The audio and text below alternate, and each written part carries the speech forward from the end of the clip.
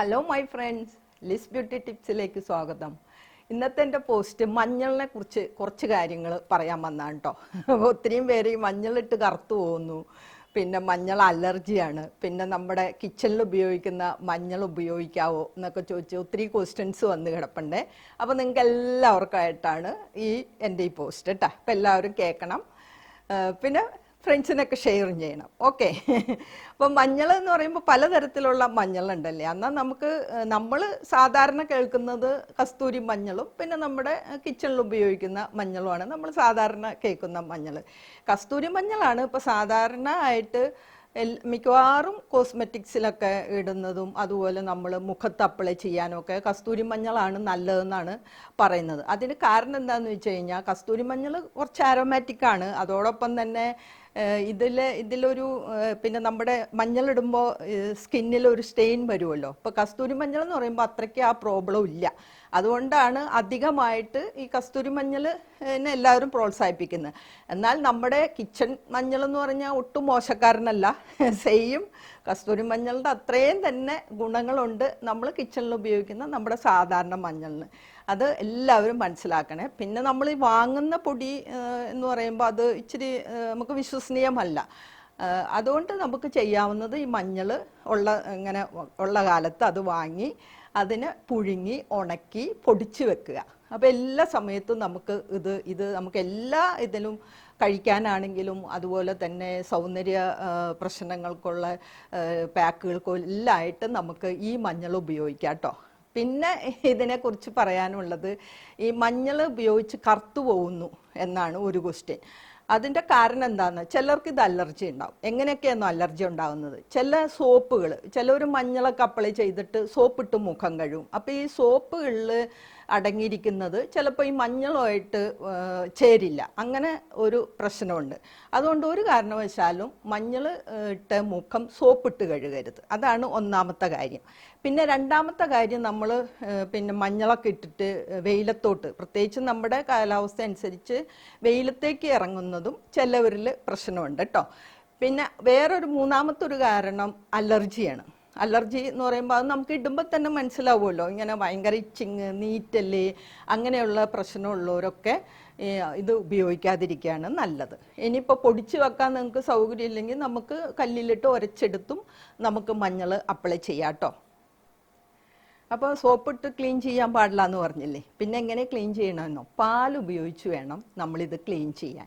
പിന്നെ makeup rumour ഉപയോഗിച്ചും നമുക്ക് ക്ലീൻ ചെയ്യാം. കൂടാതെ ബേക്കിംഗ് സോഡ നമുക്ക് 1 സ്പൂൺ എടുക്കാം. അതിൻ്റെ 2 ഇരട്ടി വെള്ളം ഒഴിച്ചിട്ട് അത് കൊണ്ടും നമുക്ക് മുഖം ക്ലീൻ ചെയ്യാം. അപ്പോൾ എല്ലാവർക്കും മനസ്സിലായല്ലോ. അങ്ങനെ ക്ലീൻ ചെയ്താൽ മതി. ഒരു കാരണവശാലും സോപ്പിട്ട് മുഖം കഴുകരുത് മഞ്ഞൾ ഉപയോഗിച്ചിട്ട്. അതാണ് ആദ്യം ശ്രദ്ധിക്കാനുള്ളത്. പിന്നെ നമ്മുടെ ഒരു ക്ലൈമറ്റിനെ സംബന്ധിച്ച് പറയുകയാണെങ്കിൽ എല്ലാ ദിവസവും മഞ്ഞൾ അപ്ലൈ ചെയ്യേണ്ട കാര്യമില്ല കേട്ടോ. നമുക്ക് ആഴ്ചയിൽ 3 ദിവസമൊക്കെ മഞ്ഞൾ അപ്ലൈ ചെയ്താൽ മതി. ഇപ്പോൾ തമിഴ്നാട്ടിലൊക്കെ ചെല്ലുകയാണെങ്കിൽ എല്ലാ ദിവസവും അവർ അപ്ലൈ ചെയ്യും. അറിയാലോ. അത് കാരണം എന്താണെന്നോ, അവിടെ ഭയങ്കര വെയിലല്ലേ. അപ്പോൾ ഈ വെയിൽ കൊള്ളുമ്പോൾ നമ്മുടെ സ്കിന്നിൽ കൂടുതലായിട്ട് മെലാനിൻ ഉൽപ്പാദിപ്പിക്കും. അപ്പോൾ ഇതിനെ റെഡ്യൂസ് ചെയ്യാനുള്ള കഴിവ് മഞ്ഞളിനുണ്ട്. അതുകൊണ്ടാണ് അവർ സ്ഥിരമായിട്ട് ഇത് ഉപയോഗിക്കുന്നത്. മാത്രമല്ല നമ്മുടെ സ്കിന്നിലെ ഈർപ്പം നിലനിർത്താനും ഈ മഞ്ഞൾ കഴിയും. അപ്പോൾ അതുകൊണ്ടാണ് അവർ റെഗുലറായിട്ട് ഇടുന്നത്. പക്ഷെ നമ്മളെ സംബന്ധിച്ച് നമ്മുടെ ഹ്യൂമിഡിറ്റി ഉള്ള ക്ലൈമറ്റാണ്. അതുകൊണ്ട് 3 ദിവസമൊക്കെ ആഴ്ചയിൽ നമ്മളിത് അപ്ലൈ ചെയ്താൽ മതി കേട്ടോ. അതാണ് എനിക്ക് പറഞ്ഞു തരാനുള്ള അടുത്ത കാര്യം. ഇനി മഞ്ഞളിൽ എന്തൊക്കെ അടങ്ങിയിട്ടുണ്ടെന്ന് നോക്കാം. മെയിനായിട്ട് കുർക്കുമിൻ എന്ന് പറഞ്ഞ ഒരു പ്രോപ്പർട്ടിയാണ് അടങ്ങിയിരിക്കുന്നത്. ഇത് സ്ട്രോങ് ആയിട്ടുള്ള ആൻറ്റി ഓക്സിഡൻ്റ് ആണ്, ആൻറ്റി ഇൻഫ്ലമേറ്ററി ആണ്, ആൻറ്റിസെപ്റ്റിക് ആണ്, ആൻറ്റി മൈക്രോവേലാണ്. പിന്നെ സ്കിൻ ലൈറ്റനിങ്, പിന്നെ നമ്മുടെ മുഖച്ചർമ്മമൊക്കെ ബ്രൈറ്റ് ആവുന്നതിനുള്ള പ്രോപ്പർട്ടീസൊക്കെ അടങ്ങിയിട്ടുണ്ട്.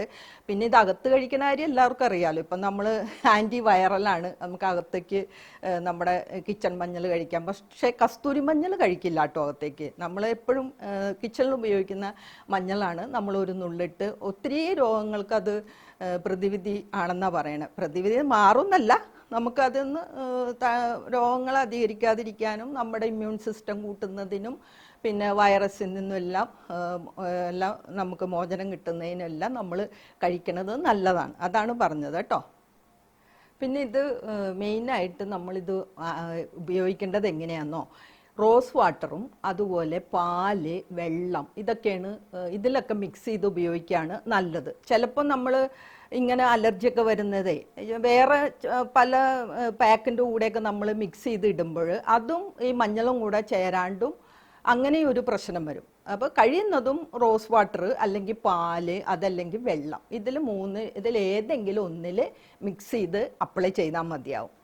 അതാണ് ശ്രദ്ധിക്കാനുള്ള അടുത്ത കാര്യം. പിന്നെ പറയാൻ, നോർമൽ സ്കിന്നാണെങ്കിൽ, ഇപ്പോൾ നോർമൽ സ്കിന്നാണ് നിങ്ങളുടെതെങ്കിൽ നമുക്ക് പാലിൽ ഇത് മിക്സ് ചെയ്ത് ഉപയോഗിക്കാം കേട്ടോ. പിന്നെ ഓയിലി സ്കിന്നാണ് നിങ്ങളുടെതെങ്കിൽ മെയിനായിട്ട് റോസ് വാട്ടറാണ് നമുക്ക് വേണ്ടത്. അതുപോലെ തന്നെ അലോവേറ ജെല്ലിലോ അലോവേറ ജ്യൂസിലോ ഒക്കെ നമുക്ക് ഓയിലി സ്കിന്നുകാർക്ക് ഇത് മിക്സ് ചെയ്ത് ഇടാം കേട്ടോ, അതിനും കുഴപ്പമില്ല. പിന്നെ മുഖക്കുരു ഉള്ളവരാണെങ്കിൽ മുൾട്ടാണി മിട്ടിയും അതുപോലെ ലെമണും കൂടെ മിക്സ് ചെയ്തിട്ട് ഈ മുഖക്കുരുവിൽ വെച്ചു കൊടുക്കണേ, ആ ഭാഗങ്ങളിൽ വെച്ചു കൊടുത്താൽ ആൻറ്റി ഇൻഫ്ലമേറ്ററി ആണല്ലോ. അതുകൊണ്ട് തന്നെ ഈ പെട്ടെന്ന് അത് ചുങ്ങുന്നതിനും അതിൻ്റെ പസ്സൊക്കെ കുറയുന്നതിനും എല്ലാം വളരെ എഫക്റ്റീവാണ് ഈ മുഖക്കുരു ഉള്ളവർക്ക്. പിന്നെ ഒരു നിങ്ങൾക്കിങ്ങനെ മുഖമൊക്കെ ഒന്ന് തിളങ്ങാൻ പാകത്തിന് ഒരു പാക്കായിട്ട് ഇടണമെങ്കിൽ നമുക്ക് അരിപ്പൊടി ചേർത്തിടാം കേട്ടോ. അപ്പോൾ അരിപ്പൊടി ചേർത്തിടുമ്പോൾ ശ്രദ്ധിക്കാനുള്ളത്, അരിപ്പൊടിയിൽ നമുക്ക് മഞ്ഞൾ കൂടാതെ ലെമൺ ഒഴിക്കാം, തേൻ ഒഴിക്കാം, പാലൊഴിക്കാം. അപ്പോൾ ഈ പാലെന്ന് പറയുമ്പോൾ പിന്നെ നോർമൽ സ്കിന്നൊക്കെ ആണെങ്കിൽ, ഡ്രൈ സ്കിന്നൊക്കെ ആണെങ്കിൽ പാലൊഴിച്ചാൽ മതി കേട്ടോ. പിന്നെ ഡ്രൈ സ്കിന്നാണെങ്കിൽ പാലിന് പകരം തൈര് ഉപയോഗിക്കാം. ഓക്കെ, അപ്പോൾ തൈര് വേണം, ലെമൺ ജ്യൂസ് വേണം, തേൻ വേണം, അരിപ്പൊടി വേണം, പിന്നെ കട്ടത്തൈര്, ഇതിൽ മാറ്റി. പിന്നെ വേറൊരു കാര്യമുണ്ട് കേട്ടോ, പിന്നെ വല്ലാണ്ട് ഡ്രൈ സ്കിന്നാണെങ്കിൽ നമുക്ക് അരിപ്പൊടിക്ക് പകരം ഓട്സ് ഉപയോഗിക്കാം. ഓക്കെ, ഓട്സിൽ നമുക്കിതെല്ലാം അപ്ലൈ ചെയ്യാം. അതാണ് ഇപ്പോൾ മുഖം തിളങ്ങുന്നതിന് ആയിട്ട് നമുക്കൊരു പാക്കായിട്ട് ഇടാൻ പറ്റുന്നത്. പിന്നെ സ്കിൻ ഡിസീസ് ഉള്ളവർക്കൊക്കെ ഈ മഞ്ഞൾ ഉപയോഗിച്ച് കുളിക്കുന്നത് നല്ലതാട്ടോ. മെയിനായിട്ട് ഈ നമ്മൾ കോക്കനട്ട് ഓയിലിൽ മിക്സ് ചെയ്ത് ഈ ഭാഗങ്ങളിലൊക്കെ, ഈ ചൊറിച്ചിലോ അങ്ങനെയുള്ള പ്രശ്നങ്ങളുള്ള ഭാഗങ്ങളിലൊക്കെ നമുക്ക് അപ്ലൈ ചെയ്തിട്ട് കുളിക്കാം. പിന്നെ ദേഹമാസകലം ഇപ്പോൾ ആൽമണ്ട് ഓയിലിലോ കടുക് എണ്ണയിലോ ഒക്കെ മഞ്ഞളിട്ടിട്ട് ദേഹമാസകലം തേച്ച് കുളിക്കാം. അപ്പോൾ അങ്ങനെയൊക്കെ നമുക്ക് മഞ്ഞൾ ഒത്തിരി ഇപ്പോൾ ഇത്രയും സമയമൊന്നും പോരാ മഞ്ഞളിൻ്റെ കാര്യങ്ങൾ പറയുകയാണെങ്കിൽ. ഞാൻ അത്യാവശ്യം നമുക്ക് വേണ്ട കാര്യങ്ങളാണ് പറയുന്നത്. പിന്നെ സ്കിൻ ടൈറ്റൻ ആവുന്നതിന് മുട്ടയുടെ മഞ്ഞ ഞാൻ എപ്പോഴും പറയാറുണ്ടല്ലോ, ആ കൂട്ടത്തിൽ ഓയിലും മുട്ടയുടെ മഞ്ഞയും ഒരു നുള്ളു മഞ്ഞൾപ്പൊടിയും കൂടെ ഇടുന്നത് നല്ലതാണ് കേട്ടോ. അങ്ങനെ നമുക്ക് ചെയ്യാം. അപ്പോൾ ഇത്രയൊക്കെ കാര്യങ്ങളാണ് എനിക്ക് പറഞ്ഞു തരാനുള്ളത്. അപ്പോൾ മെയിൻ നിങ്ങളുടെ സംശയം തീർന്നല്ലോ, മുഖം കറക്കുന്നത് ഇതും പിന്നെ കറിമഞ്ഞൾ മുഖത്തിടാവോ എന്നുള്ള സംശയം രണ്ടും ഞാൻ തീർത്ത് തന്നിട്ടുണ്ട്. പിന്നെ മഞ്ഞൾ ഇപ്പം നമ്മൾ മിക്കവാറും എല്ലാ പാക്കുകളിലും പറയുമ്പോൾ മഞ്ഞൾ കടന്നു വരാറുണ്ട്. അതുകൊണ്ട് ഞാൻ കൂടുതൽ പാക്കുകളൊന്നും പറഞ്ഞ് നിങ്ങളെ കൺഫ്യൂഷൻ ആക്കുന്നില്ല. അപ്പോൾ എല്ലാവർക്കും എൻ്റെ ഈ പോസ്റ്റ് ഇഷ്ടമായെന്നാണ് വിശ്വസിക്കുന്നത്. അപ്പോൾ നിങ്ങളെല്ലാവരും ഇത് മഞ്ഞളിടുന്നവർ ഇത് വളരെ ശ്രദ്ധിക്കണം. കൂടാതെ ഫ്രണ്ട്സിനെല്ലാം ഷെയറും ചെയ്യണം. അപ്പോൾ എന്നെ ഇത്രയും നേരം നിങ്ങൾ എന്നെ കേട്ടിരുന്നതിന് താങ്ക്സ് ഉണ്ട്. ഇനി സബ്സ്ക്രൈബ് ചെയ്യാത്ത ഒത്തിരി പേരുണ്ട് കേട്ടോ, എല്ലാവരും എനിക്ക് സബ്സ്ക്രൈബ് ചെയ്യണേ. ഓക്കെ, എന്നാൽ thank you for watching. By.